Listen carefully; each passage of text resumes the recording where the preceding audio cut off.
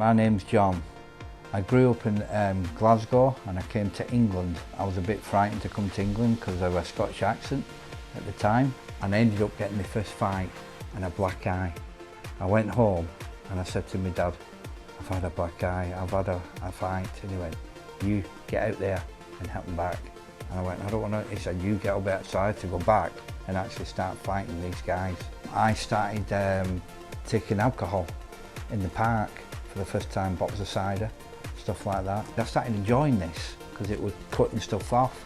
But you know, being bullied and stuff like that at school, I was angry, I couldn't fight everybody. So I started drinking, and I just carried on drinking and drinking and drinking. And then one day I got invited to a party, and then something really strange happened to me. I got attacked. This is where I got beat up. I got beat up in this little council estate here.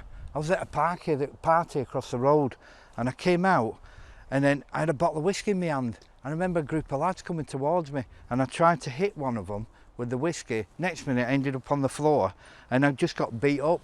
Paramedics came at the beginning and told me, you're going to hospital, John. I went to hospital, and my mum and dad said, we're going to come and see you. But they walked past me. They didn't recognise me because they were all smashed up. As they walked past me, they went, oh, there he is. And they came, they went, oh, son, I'm sorry, you should have listened to us. Stop drinking, please stop this, stop that. So I said, I'll try. I'm sorry, Mum, crying and weeping. My dad died not long, a couple of months after that. And that really put me on the downer because I loved him and I missed him. And I couldn't say sorry to him when he'd gone. About all the teenage years of drinking and fighting, I couldn't say sorry to him. So I got depressed, started feeling horrible about myself, feeling guilty and shame that I'm an alcoholic, that I'm a drinker, I've got a problem. I just remember just going into a little shell in my mum's bedroom and just being there and getting more and more depressed. And a friend knocked on my door, my mum's door, and just said, "Hiya John, you all right? Do you believe in God?" And I thought, it's a bit strange question. I said, yeah, come in. And he said, oh, I've met this guy called Eddie. He really wanted me to come and get prayer, so I did. I walked down, Eddie sat there.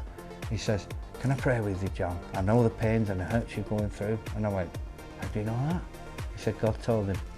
So he prayed with me. And as he prayed with me, I just cried and wept, just constant crying. And he told me all about the pain and the hurt that I was feeling about my dad.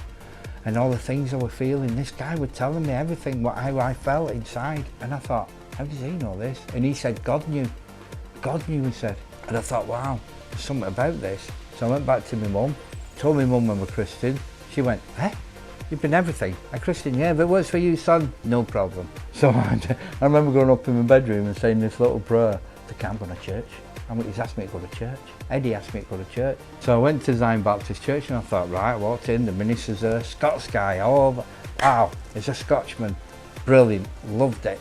I went in and he told me all about Jesus. For God so loved the world that he gave his only begotten son. And that hit me. And then he invited me to his home. And I thought, no, he asked me for a meal. I said, because I used to cause trouble. And they invited me, oh yeah, I won't like, next minute an argument start and a fighting start. And I thought, oh, I don't know, I'll try it. I'll have a go at this because this guy seems all right. So I sat there, we had tea, and in the background there was a film called Crossing the Switchblade. And he said, would you like to come and see it? I said, yeah. So when I sat there watching Nicky Cruz Crossing the Switchblade, something clicked.